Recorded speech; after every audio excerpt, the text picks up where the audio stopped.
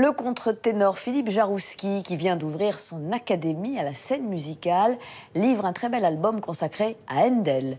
Le chanteur à la voix suave de Castra excelle dans le registre baroque, virtuosité, subtilité d'interprétation dans Alcina ou Rinaldo, 2 des 35 opéras composés par Handel entre 1711 et 1741 pour la scène londonienne. Alexia Gaillard a suivi Philippe Jarouski en pleine répétition avec ses musiciens.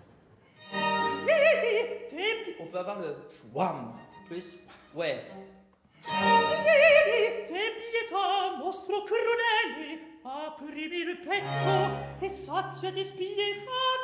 Avec sa voix de Castra haut perché et cristalline, Philippe Jarouski se produit sur les scènes du monde entier. Une carrière pour laquelle il n'était pourtant pas prédestiné. Il débute la musique à 11 ans par des cours de violon, puis il choisit le chant bien plus tard, à 18 ans. La voix de contre-ténor, je l'avais découverte vraiment par hasard. Je m'amusais à chanter, mais je n'avais aucune idée que cette voix pouvait être une voix, entre guillemets, utilisable et qu'il y avait un répertoire pour cette voix notamment.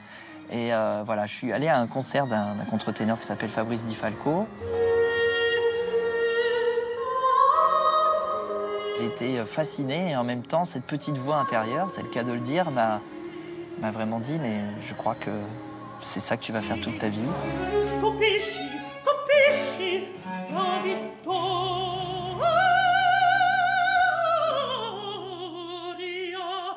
Le jeune Jarouski se retrouve très vite sur scène, mais pas forcément armé pour le jeu.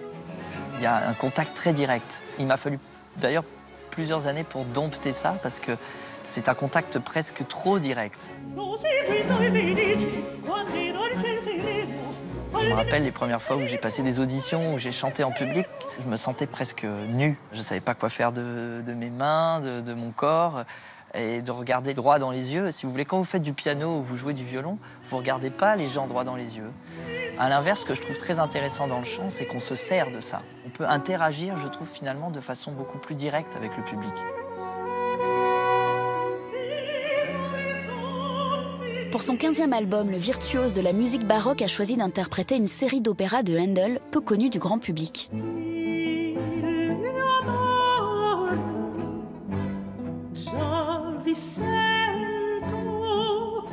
J'ai l'impression, moi, parfois, à entendre toujours les mêmes airs, l'air de Carmen, voilà. Et on a une vision finalement très... ah oui, c'est ça le classique. Et je pense que des fois, il faut pas hésiter, nous, à prendre des risques. Et je pense que là où moi, je peux le plus défendre la musique classique, c'est quand je chante quelque chose que moi, je trouve d'une beauté incroyable.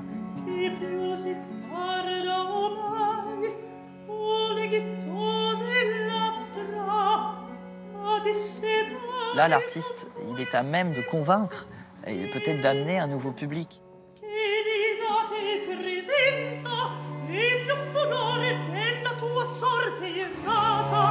Il m'est arrivé parfois de chanter des airs où j'avais l'impression d'être un petit peu trop préoccupé par cette dimension acrobatique.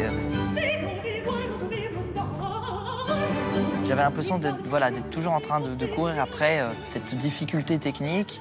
Et ce que je trouve très intéressant chez Handel par rapport à d'autres de ses compositeurs contemporains, c'est qu'il met l'accent aussi beaucoup sur l'émotion, sur la musicalité, à tel point que certains castrats d'ailleurs se plaignaient que certains airs étaient trop simples pour eux. Et en même temps, il y a cette pureté d'écriture, cette profondeur que absolument aucun autre compositeur d'opéra de son époque a atteint.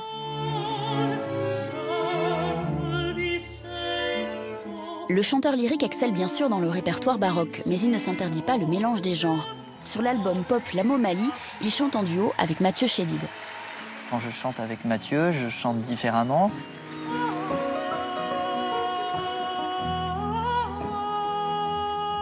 C'est très agréable de me laisser guider par Mathieu, de rentrer moi dans son esthétique, dans son univers musical et d'entendre peut-être ma voix peut-être un petit peu différemment. Philippe Jarouski, professeur, dans sa volonté de démocratisation de la musique classique, il vient de lancer une académie musicale pour accompagner de jeunes musiciens dans l'apprentissage d'un instrument. Je pense qu'il y a beaucoup de personnes qui pensent que la musique classique, c'est pas pour eux, que c'est un art élitiste et que ça coûte trop cher. Alors, un art élitiste, je ne crois pas que ça coûte trop cher, souvent peut-être. Et c'est pour ça que j'ai décidé donc de faire ce projet. Quand on enseigne, on doit donner l'exemple, on doit préciser sa pensée pour que ça soit le plus clair possible pour l'étudiant.